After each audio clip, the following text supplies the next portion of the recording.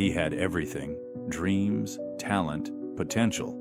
But one thing slowly destroyed it all: lack of discipline. His name was Arav. He wanted to become a great designer, someone whose art inspired the world. But his biggest enemy lived inside his own head.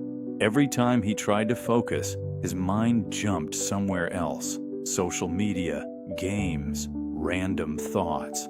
He would start studying with passion, and 5 minutes later, he'd be scrolling endlessly on his phone. His father once said, "Son, the mind is a powerful servant, but a terrible master." But Arav never listened. Weeks passed, then months. He started failing small tests, missing deadlines, losing confidence. One day, he received a message: "We regret to inform you that you haven't been selected." It was the internship he had dreamed of. His heart sank. He locked himself in his room that night, staring at the ceiling. He whispered to himself, "Maybe I'm just not meant to succeed." A few days later, Arav visited a monastery with his father. There, he met an old monk named Devendra, known for teaching focus and inner peace.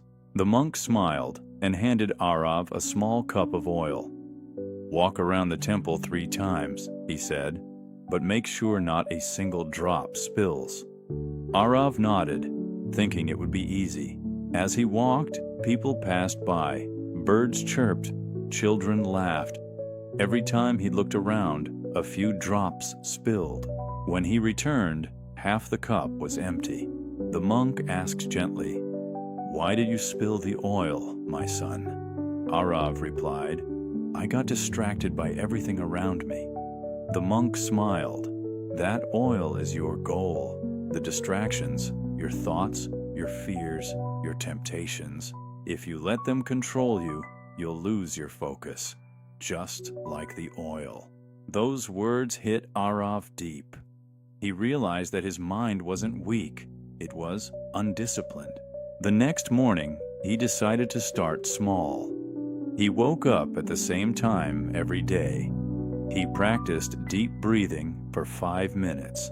He set tiny goals and finished them before touching his phone.